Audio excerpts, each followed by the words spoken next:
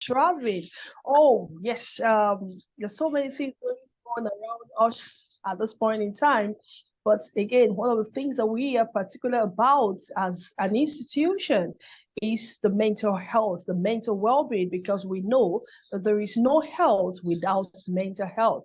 And when the mental health is compromised, then the individual's functioning will also be jeopardized. And on this note, we are excited to welcome you to this month's episode.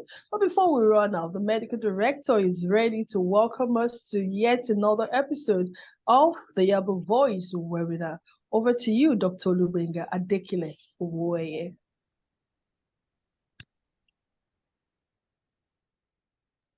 Thank you very much, Dr. Kemi Akintoyese. I want to welcome everybody to this platform. So good afternoon, good morning, good evening, everywhere, all over the world. I warmly welcome you to this month's edition of webinar by Yaba Voice. As you all know, Yaba Voice is a platform for mental health education, advocacy, and community outreach. It is a social media platform of Federal Neuropsychiatric Hospital, Yaba, Lagos, through which the hospital creates awareness and educate the populace on topical mental health issues. Today's topic is Menace of Gambling Addiction, the implications and the solutions. Distinguished ladies and gentlemen, we all know that gambling problem can happen to anyone from any walk of life. But nowadays, it's taking its toll on the adolescents and young adults. And gambling goes from just ordinary fun to harmless diversion to an unhealthy obsession with the serious consequences. In today's webinar, many questions will be addressed. For instance, what do we even mean by gambling addiction? What are those factors responsible for gambling addiction? What are the consequences or the implication of such problems? And what are the available solutions to tap from? With us on the platform today, we have erudite scholars and eminent mental health experts on the platform. The first of them is our own Professor Ayodele Olurotimi-Koka. Professor Ayodele Olurotimi-Koka is a professor of psychiatry, a consultant psychiatrist, a clinical psychologist, and a behavioral scientist. He obtained his Doctor of Medicine from Romania, Masters of Science in Clinical Psychology from University of Lagos, and the Fellowship of the West African College of Physicians in Psychiatry. He lectures at the Lagos State University College of Medicine and also consults at the Lagos State University Teaching Hospital, Ikeja, Lagos. He is widely traveled. He has more than 90 academic publications in local and international scientific journals to his credit. He is an author of 10 personal development and inspirational books.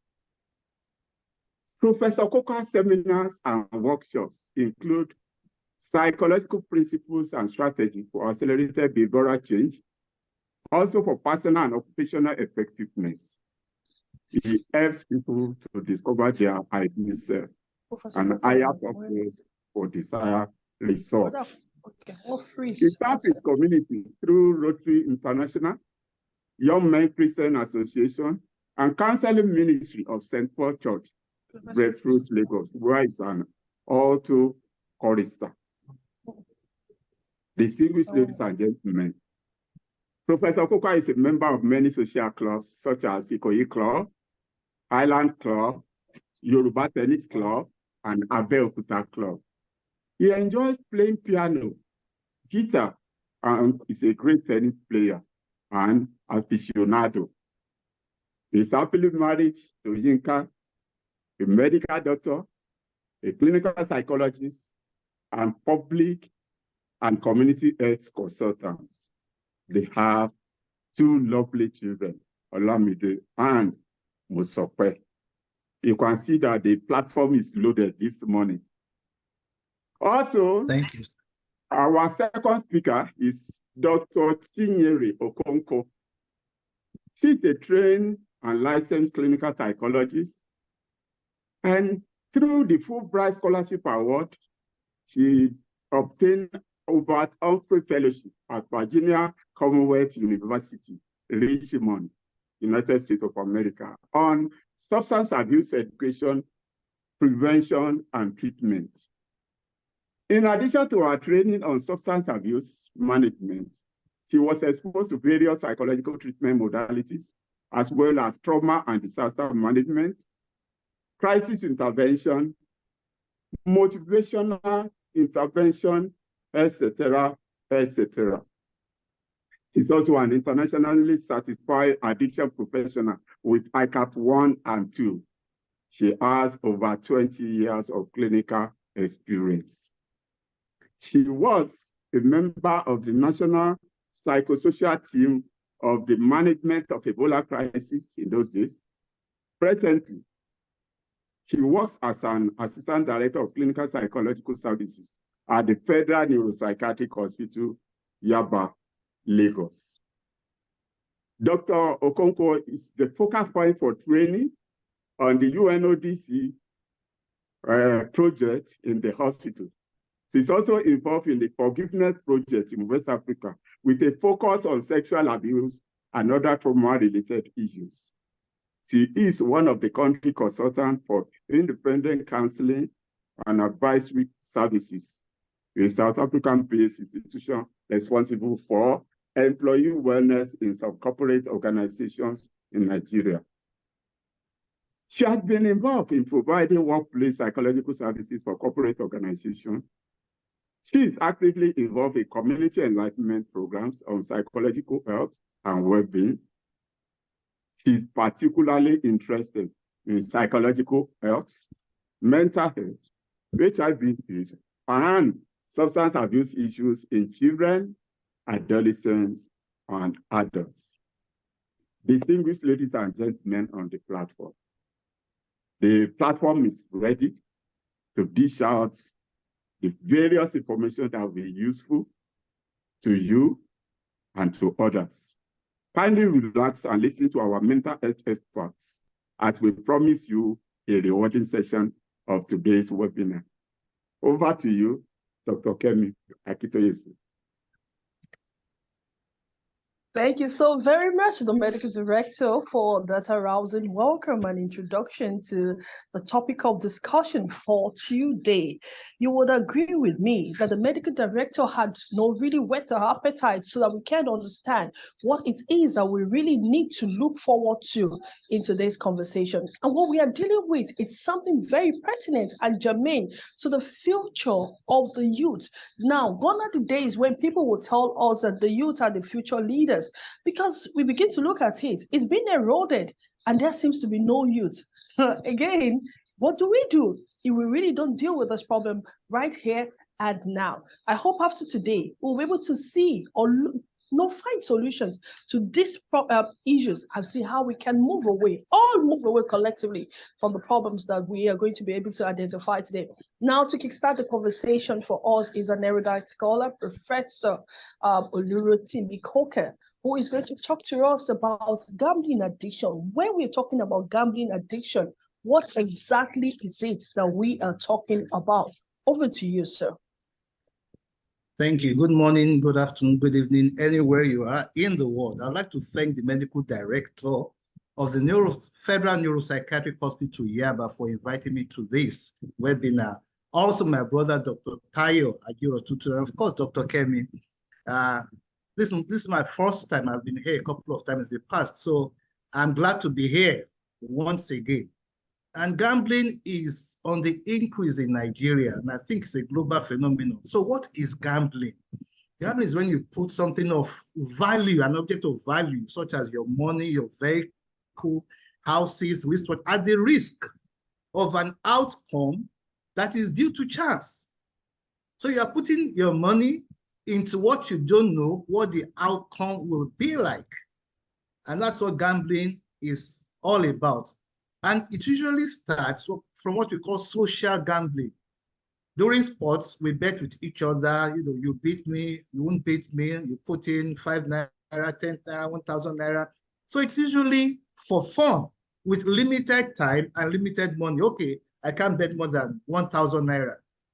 However, some people get interested in making some more money. So they go from fun gambling to what we call problematic gambling. So they keep on gambling and they keep on losing money.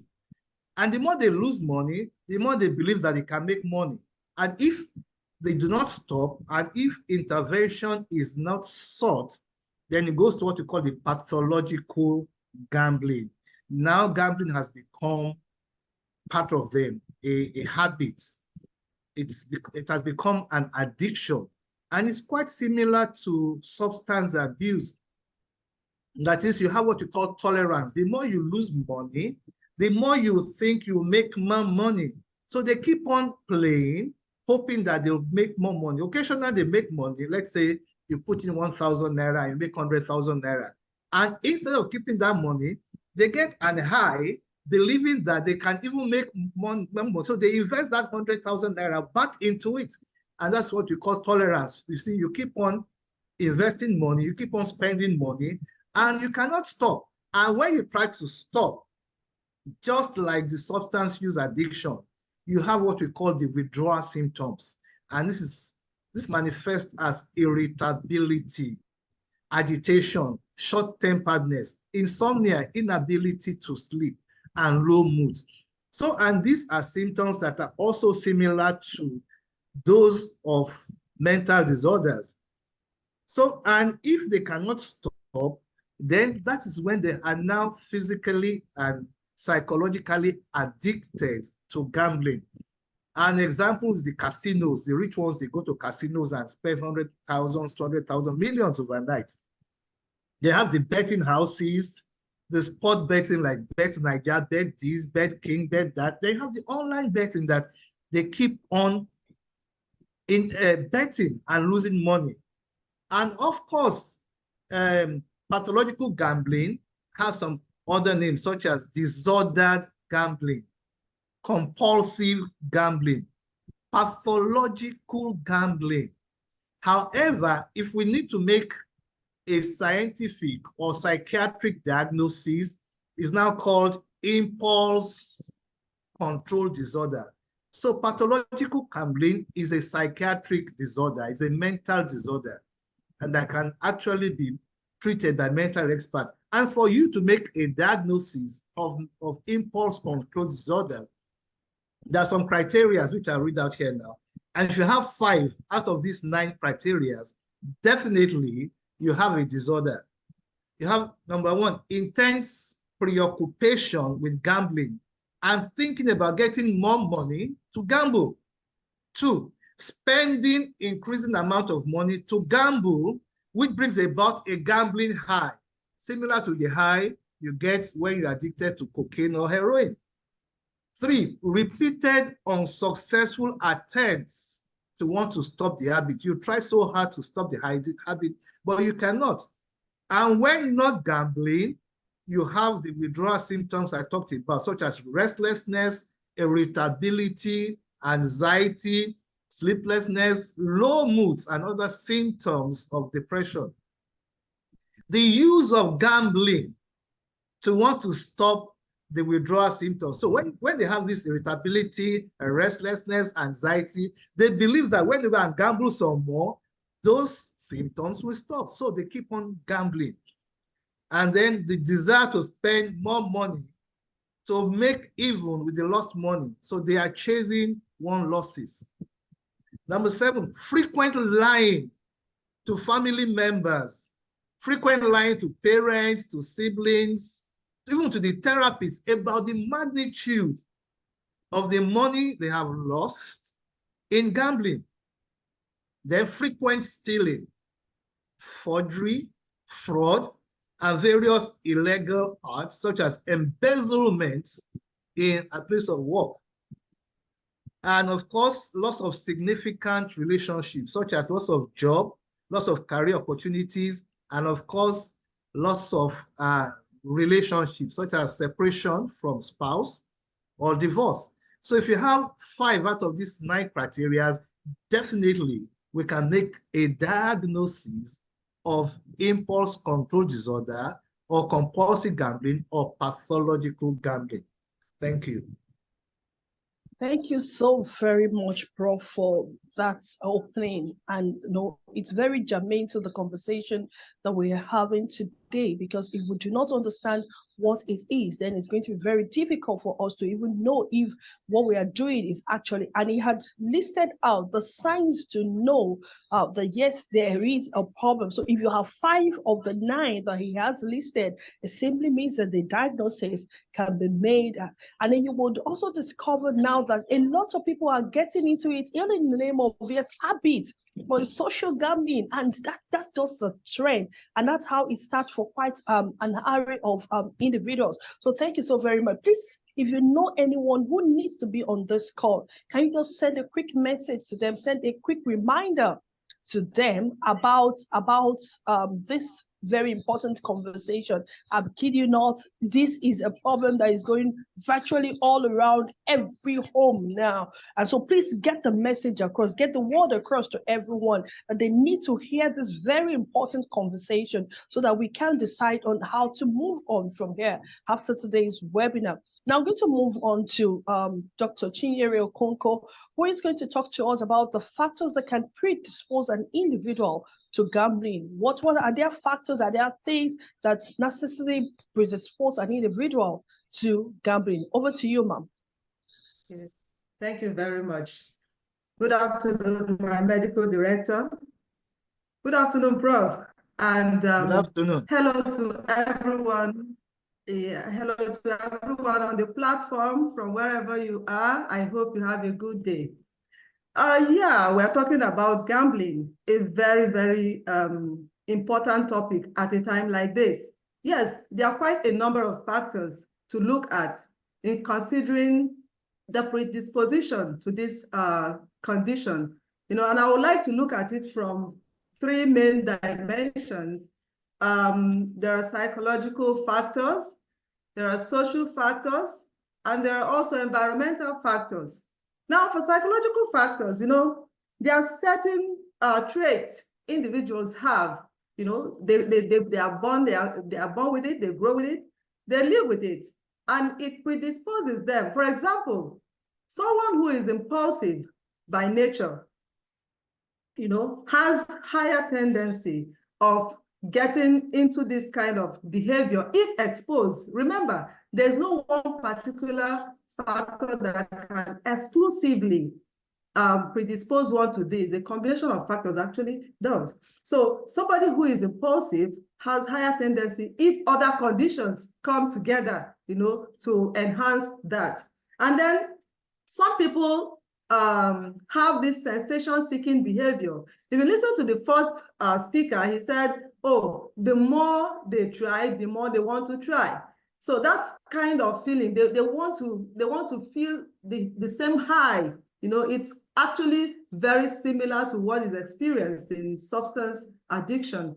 And so some people are just there to get a thrill. Some are quite adventurous. Anything that looks impossible or that is dicey is what they like to engage in. And so such kind of personality traits can actually predispose one to it.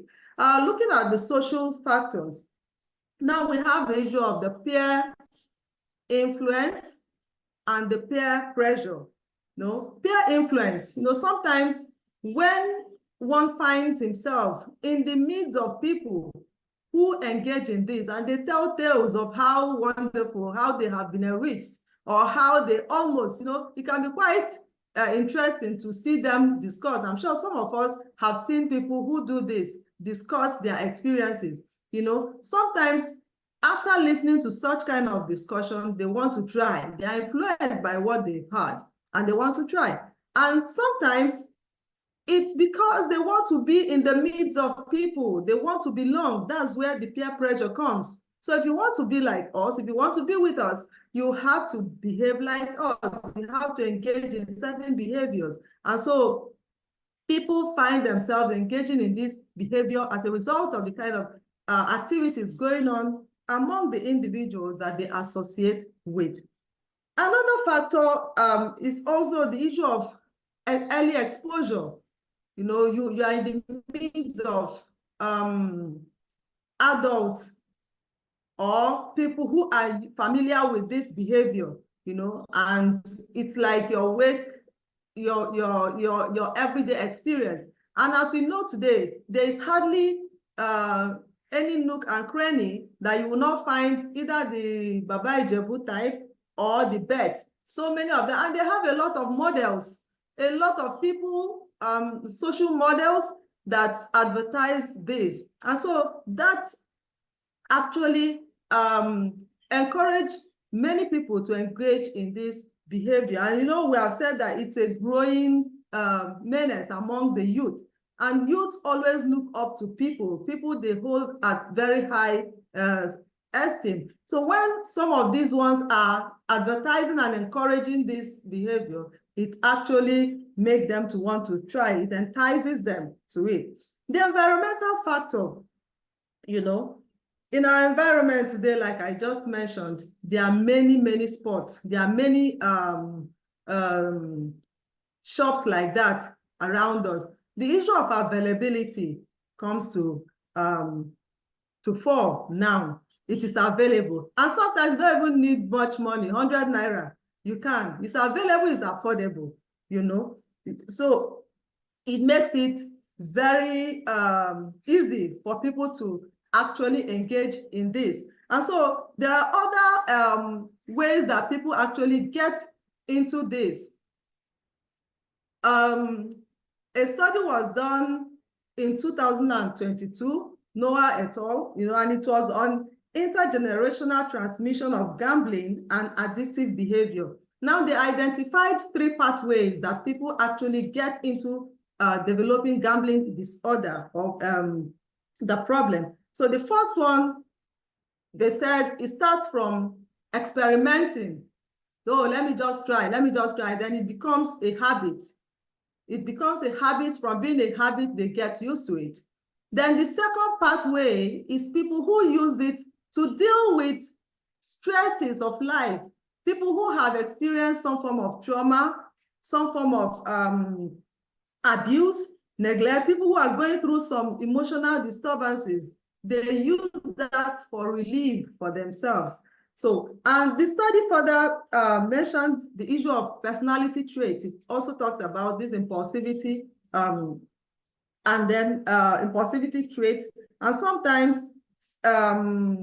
things like antisocial or people who enjoy risk-taking behavior, because gambling is actually a risky business. You can put in your life savings and it disappears. So there are people that are thrilled by engaging in risky behaviors. So I said people who are exposed to these 3 pathways have a high tendency of developing gambling problem. Thank you.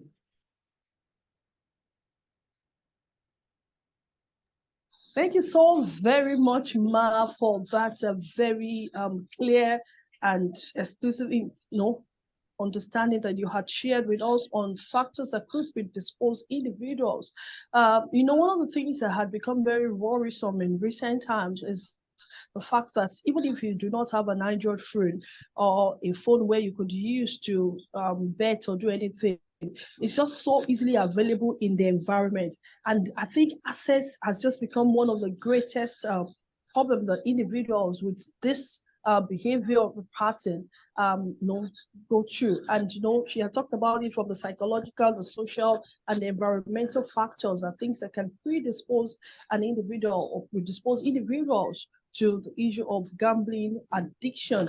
And when Prof was talking earlier, he said something about the gambling high, and I was imagining what that high, that rush would be when a young boy who sold a car for about 500,000 naira just thought in his mind and said, oh, if I can just gamble with this money and then I will get 1 million. And you know that excitement. And in their mind, they start planning on how to spend the 1 million that would not even come at the end of the day. But each time they they lose, they still go back. And that was what Prof had said to us earlier. And she's also reiterating that fact. We have a video that we want to show us quickly before we continue. Ladejo, we're ready?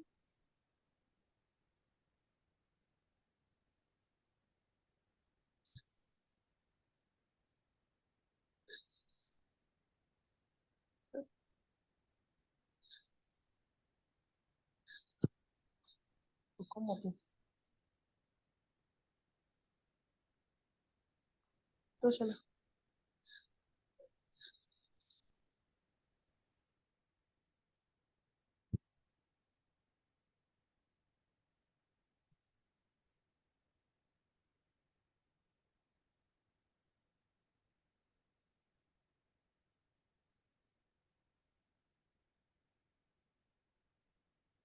Sorry, it's not coming up. But maybe before we finish this webinar, we would have the opportunity of sharing that with you. But the video simply shows quite an array of young ones in the betting house.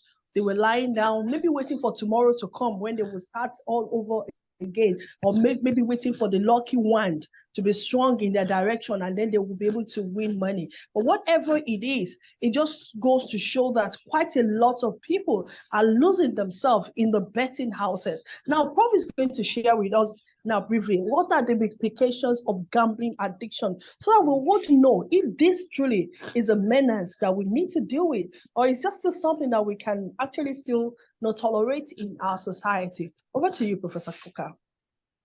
Thank you. Just like we have the psychological, social, and environmental causes. So the implications or the consequences are enormous. You have obvious financial losses. These children, they go from one money lending institutions to another to borrow money and gamble with it. There are so many company financial houses these days that will give money without collateral. For example, Rain Money can give us as high as 300,000 without collateral. I had a patient that had collected close to 2 million naira and put them on betting, and he used his parents' name as the collateral. So until one day the police came to arrest him, and they asked how the parents got to know that he was addicted to gambling. So obvious financial losses, then to problems with the law. Most of them get arrested. I hope you can hear me, because I can hear that people can't hear me. Most of them get arrested with the law because they borrow money and then from different people, from different institutions. And because they are indebted, then they become vulnerable to development of mental disorders. So most of them will experience anxiety disorders. Most of them will experience panic attacks. They will have insomnia, inability to sleep.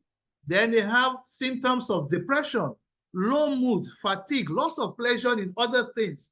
So their concentration is mainly on gambling. And when you have lost enough, just like you had earlier on, when you've lost a high or huge amount of money, then you start to have suicidal ideas or suicidal thoughts. And some have attempted suicide. In fact, some months ago, I think a guy was stopped from jumping into the lagoon. So there could be dying from suicide too. And of course, socially, damaged interpersonal relationships, separation, divorce from their spouses. I had two patients last year that their wives just left them because they could not stop gambling, and they used every money in the family to gamble. Development, not just with mental disorder, this is around, they're also vulnerable to development of physical health disorders such as hypertension. They have high blood pressure, ulcers, insomnia, and they could even have heart attack. Can you imagine you sold your car or you sold your house, believing that, yes, this time around you're going to hit it big, and you lost the money. That can also bring about heart attack, hypertension. Of course, when they're addicted to gambling, they won't go to work. So there's absenteeism from work, which can lead to them being sacked. And when you are sacked, you become unemployed, and that can lead to poverty.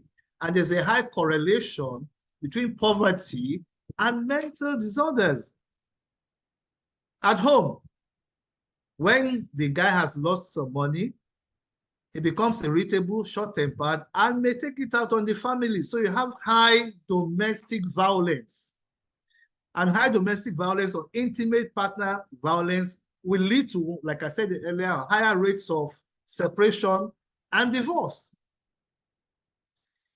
The anxiety level, the panic attacks, and other symptoms of depression may make them to start using psychoactive substances, maybe to drink away their losses or to smoke away their losses. So again, they have the high prevalence of nicotine addiction, nicotine cigarette addiction, cannabis, and of course, alcohol. So you have the mental health consequences, physical health consequences, and social consequences.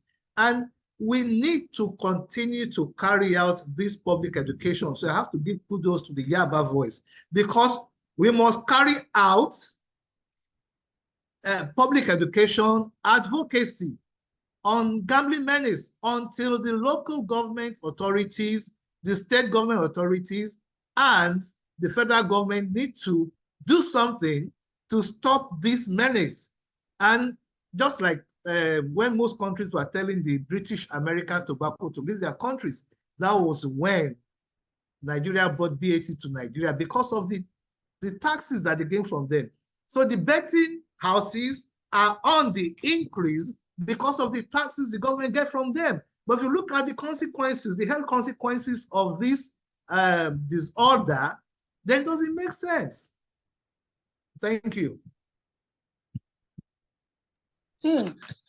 Thank you, Prof. So, it's really worrisome that we're dealing with all of this, because on the pages of the social media some times ago, I think last year, December, there was this young man who committed suicide.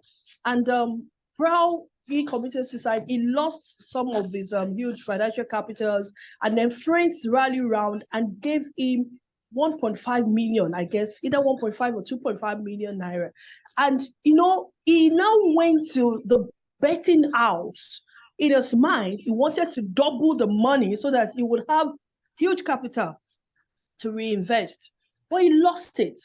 He lost it, and then he committed suicide. And that this goes to show that what we are talking about is huge. Because like Prof said earlier, the mentality of I would win big, it's just there. And now if you're playing and then you're going through this level of anxiety and lots of this emotional distresses, then it goes to show that it's not worth it at the end of the day. Imagine if somebody would now even tend towards committing suicide. That's really huge. Please keep dropping your comments and questions on the chat box. We would get to them before the end of this conversation. Like I said, if you still know somebody who can still join us, they can still pick up one or two things. Or if you're not able to join on the Facebook, you can easily join us on the WhatsApp, on the Facebook page of the Yaba Voice. Yaba Voice, one word, FMPHY, Yaba Voice. Just go there and then you'll be able to join also this very important conversation that we're having this afternoon. So please keep dropping your questions and your comment on the chat box. We will get to them before the end of this conversation. Dr. Coco is going to talk to us on how do we deal with this kind of addiction that is eroding our world and is eating deep into the fabrics of the society. How do we deal with this? Dr. Coco, over to you, ma'am. Okay, thank you very much. Well, we can deal with it from two angles. First, what I would describe as an informal way. We know gambling addiction does not just affect the individual who is involved, it also affects the people, the significant others, the environment, the people in the environment, and because it affects be just not one person, then the approach should, the management should involve people close to that individual. So on the informal level, for instance, family members, friends, colleagues, or neighbors who care enough, to want to help, it's important to know what they can do to assist individuals with this disorder before getting to the hospital. We know that these days it's not easy to go to the hospital. Things are hard. You may not readily have the funds to foot the bill, but there's something you should be able to do before getting to the hospital. It's encouraged really that you eventually get to the hospital, but you should have what is usually referred to as first aid, if I may use that word. So the first thing to do is, this person that is involved in gambling, engage the person in discussion. Does he understand what is happening? Although one of the things that actually make it pathological is that they minimize the consequences or the effects of the behavior. So, and the person may not really appreciate the extent of the, and actually continue to encourage the person to seek professional help. But beyond these two, you should be able to desist from enabling behavior. Enabling behavior, like some families do. For instance, somebody goes out, borrows huge sum of money from different financial houses, and they are harassing him, or they have arrested him, or they are talking about it. Then the family quickly stepped in, clear the debt. Oh, we don't want him to be in the limelight. You clear the bill. The more you clear it, the more he will go and borrow. Because that's like, it's not easy to see one's loved one going through difficult times.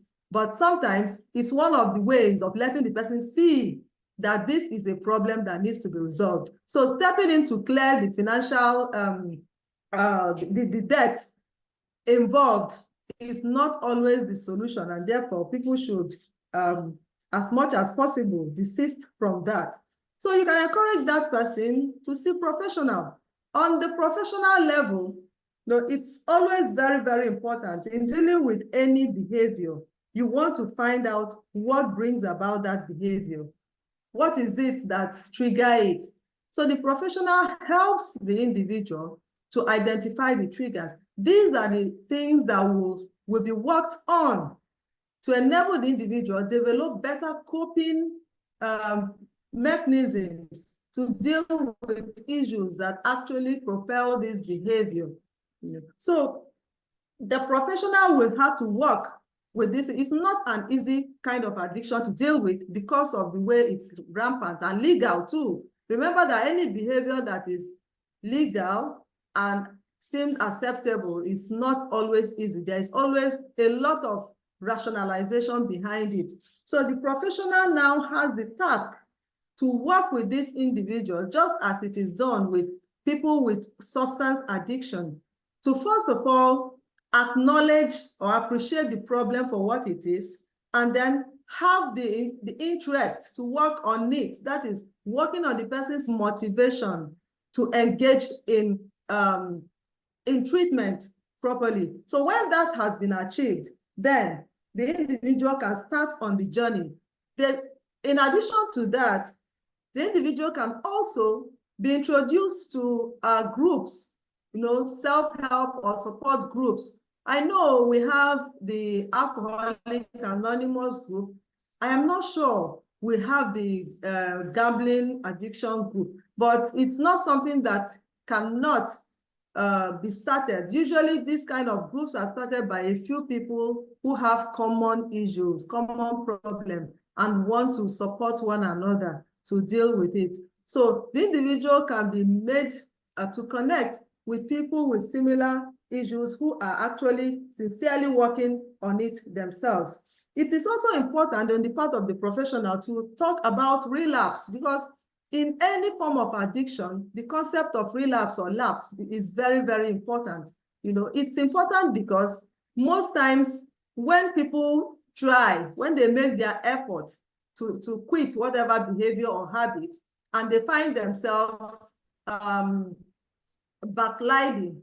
They easily give up. But it's important to emphasize that lapse is part of the process, so that in case they encounter it along the way in the recovery journey, as it is called, they will not feel disappointed. They will not be discouraged. Over the time, it's been observed that people who don't understand that lapse is part of the journey, when they encounter it, they kind of, they feel guilty. They feel, that it's unacceptable. And that feeling, their mood, the effect, and the way they interpret the whole thing, put them back into situations that will lead them straight back to where they had started from, to full-blown relapse. And so it is very important that whoever that is experiencing this issue, this problem, as much as you try to seek help and make your effort, if there is any lapse, it is still part of it. All you need to do is to keep moving on. Someday you're going to get it right.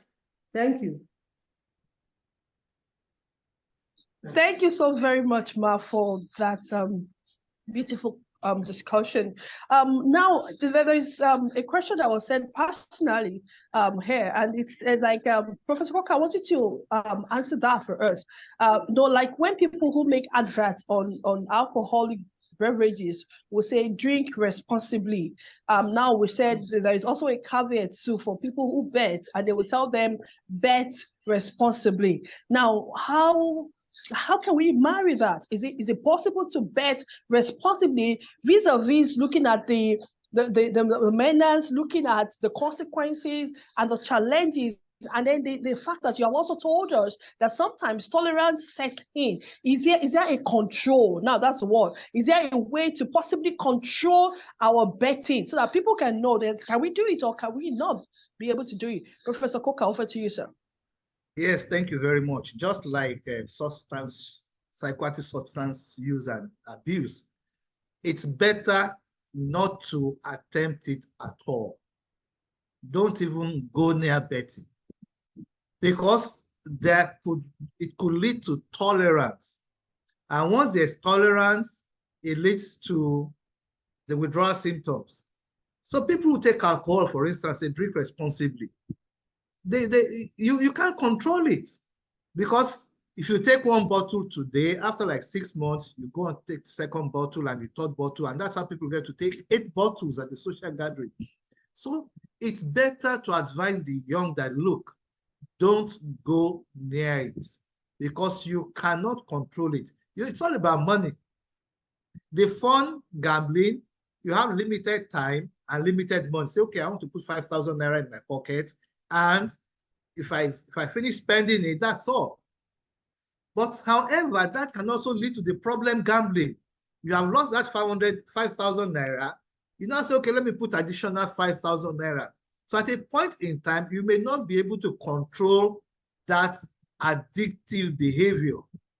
You may not be able to control it. And that's why what Dr. Chiri said, that sometimes you may need to see, when it's, of course, when you have the tolerance and the withdrawal symptoms, that's where you need to see the professional, the mental health professional, because somebody asked earlier to say, can this problem be cured spiritually?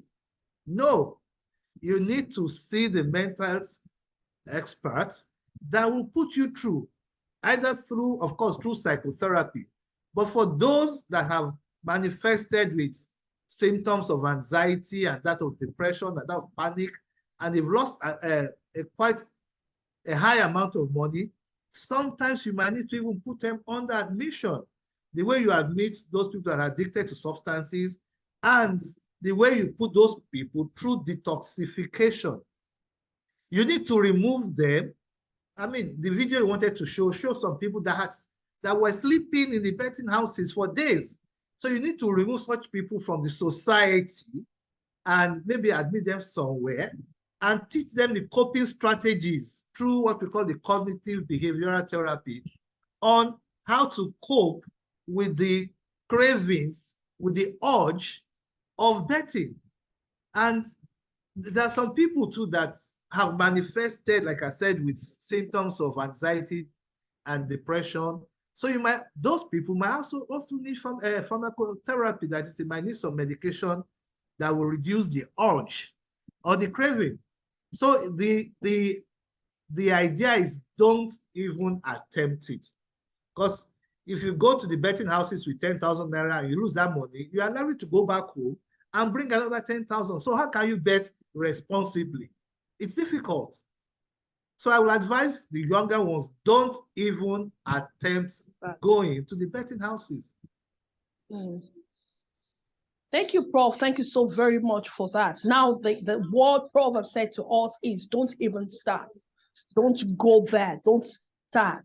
Now, because people would come up with excuses about the fact that it's the economy. But, we were just looking here now, and we saw that on the Punch newspaper, the online newspaper, for the 13th of August, 2019, they brought out a figure. The 730 billion naira was spent on sports betting annually. 730 billion naira. And that was as of 2019. I don't know what the figures are currently, but I'm sure that it's going to be way higher than what it was in 2019. And that goes to show that quite a lot of people are indulging in this. Quite a lot of people, despite the economy too, are also indulging. Dr. Chinyere Okoko, there's another question here. Now, who goes into gambling more? Is it the rich men, the rich men's children, or the poor men's children? Now, quickly, just in a few minutes, we still have quite an array of questions that we want to attend to on the platform. So who goes into betting more? Can you hear me? Can you hear me? Yes, ma'am. We can. Okay. We can hear you. Yes, we can. Well, the question is not about the status here. There will be no yes or no answer to that, because remember when I said something about the environmental factors, predisposing factors, the rich men children may not necessarily go into gambling if the factors that support that behavior is not around them, and likewise the poor man's children. So I don't.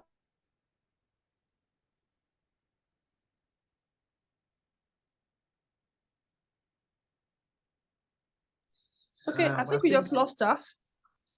Yes, we just lost her. Let me just add to what she has Go said. on, sir. Yes, go on, sir. Thank you, sir. The betting now cuts across all socioeconomic status. Okay, she's back. Go ahead, Dr. Okonkwo.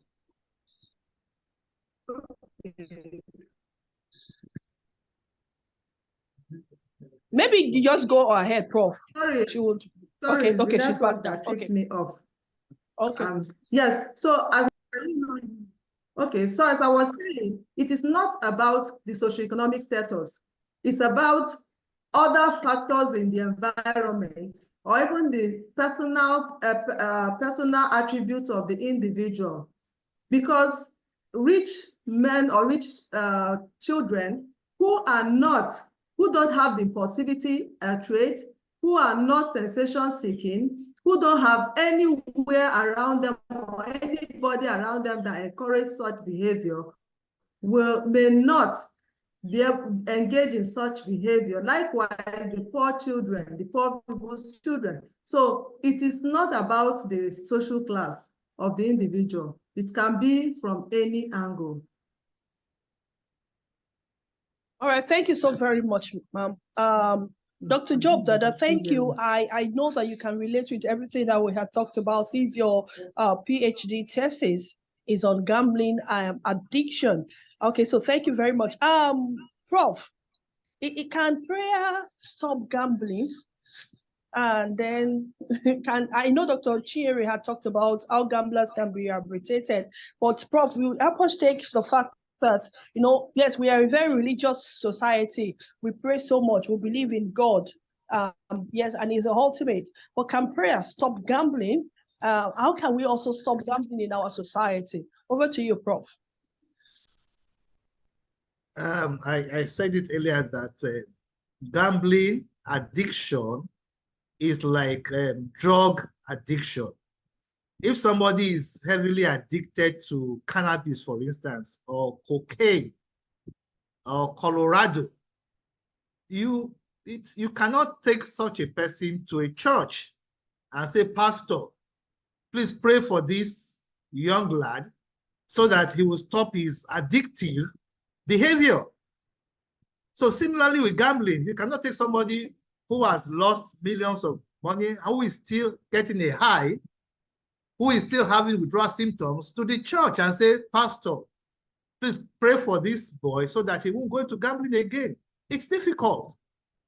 It's difficult, especially if that church does not have the expertise to deal with people that have mental disorders. So it is advisable that for those, unfortunately, there's no drug that you can, or there's no test that you can carry out to say this person is addicted to gambling.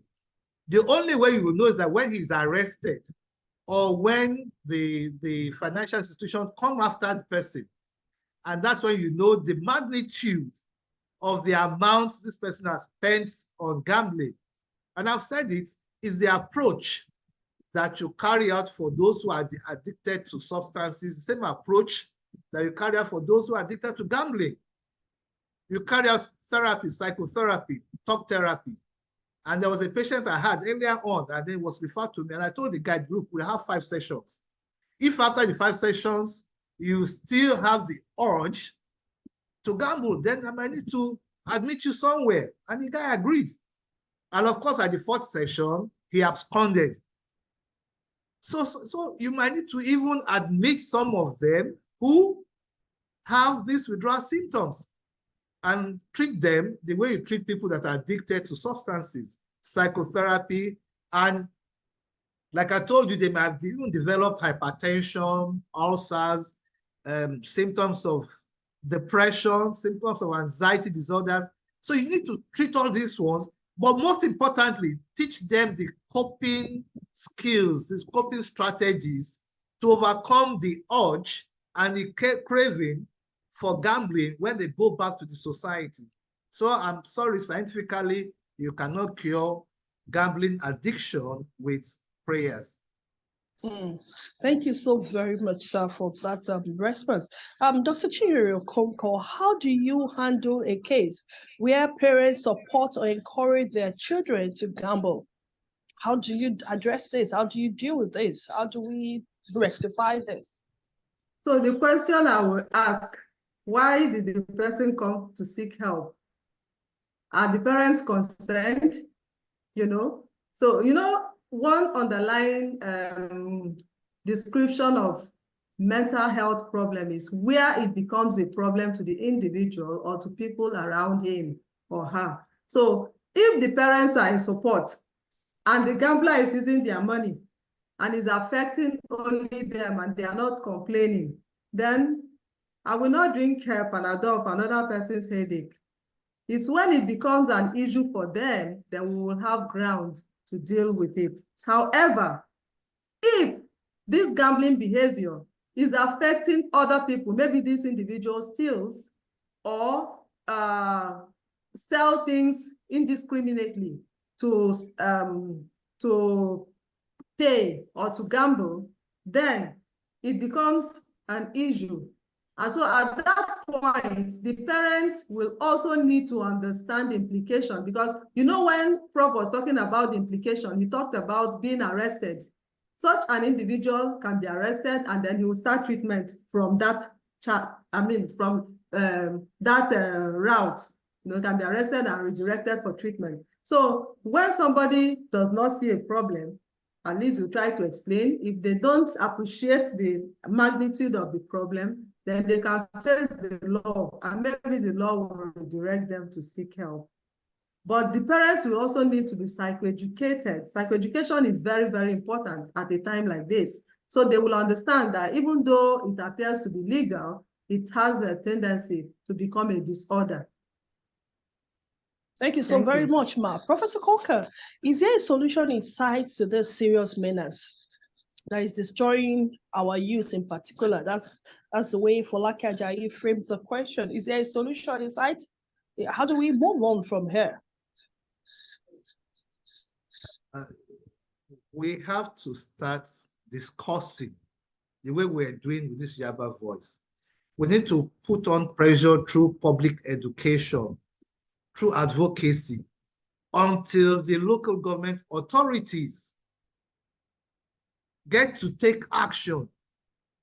State governments need to be interested, despite the fact that they are taking huge amount of taxes from these betting houses, and the federal government need to make a statement too. And that's the only way that there can be hope. Otherwise, there's no hope. And just like Dr. Okonkwo said earlier on, maybe somebody here who's on the call can start what we call the gambling addiction. Just like we have the Alcohol Anonymous, or Gambling Anonymous, just like the alcohol, so that then we can start an NGO from there that will keep talking about gambling addiction or gambling medics. And that's the only way we can keep this thing at bay, because it's on the increase. Everybody's betting these days, not for fun, and they are losing huge amount of money. So right now, there's no hope.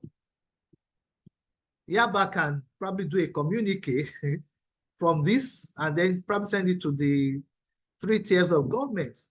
And that's when they can take interest in this thing that is destroying our youth. Thank you. Thank you, Prof. It's like you just put a bitter dose on top of it again. I don't know. My medical director is on the platform and is also listening. And so I hope that after today's webinar, a committee will be put in place. And I hope that Prof will be invited too, so that we can push out something as a matter of emergency towards this and other things like that. Another question is coming in for Prof, specifically for Prof. Can you shed more light on Forex and betting? I have a client that is into Forex and he has gone through all the symptoms mentioned earlier. He has lost all the money and overborrowed from people and banks. He doesn't see himself as a gambler because he is into Forex. Prof, will you respond to that just in 1 minute? Or we can begin to wrap up. Yes, stock, Forex, they are all kind of sophisticated form of gambling. And they tell you that don't use the money that you don't want to lose, just like MMF. So if you know you don't have 100,000 that you don't want to lose, you don't go into Forex. You don't go into stocks, you don't go into MMM, you go into all these Ponzi's, because you may lose that money. And the definition of gambling is that you put a valued object with the view of something due to chance. So Forex is part of it. You put in your foreign exchange, believing that you make a lot of money, and you may also lose a large amount of money. So you don't put money that you don't want to lose in Forex, in stock exchange, in all these Ponzi's. Thank you, Prof. Thank you. Olufola Webme says, but to me, these gamblers are foolish. The owners of the betting centers are getting richer on a daily basis, while the gamblers are getting poorer on a daily basis. But don't forget also that when we're talking about these in particular, they are not thinking in the right way that you and I will think, okay? And that's why it moves from this social thing to being pathological to the point where it would even warrant a diagnosis. And that's why we're talking about it here. So it's not like they are acting in the best judgment possible. You know, if somebody has 1,000 and you want to keep your 1,000, but for this individual, they are hoping against hope that it will turn to 2,000, turn to 5,000. And even when they still lose it, they will tell you, I will come back tomorrow and then I will start all over again. And it's like the same chain, circle, just going on and on. But we have to just begin to wrap it up from here. Prof, in 1 minute, share your last thoughts with us on this very important conversation.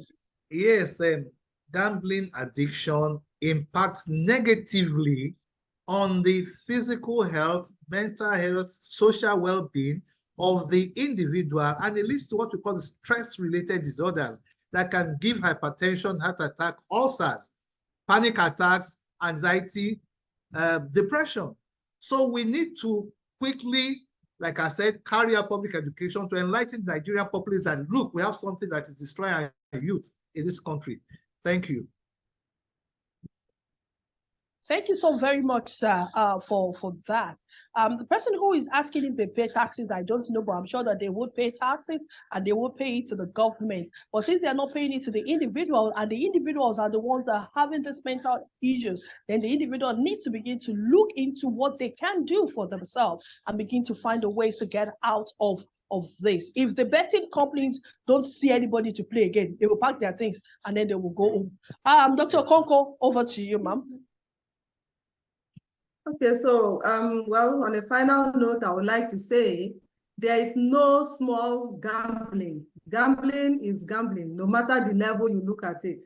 And it is better not to start, as we have heard today, than to start, I want to work or to treat it. So I will encourage, if you know somebody, for everyone on the platform, if you know somebody who is gambling and is fond of minimizing the effect or the implication of the behavior, you may want to encourage that person to seek professional help, so that it does not get escalated.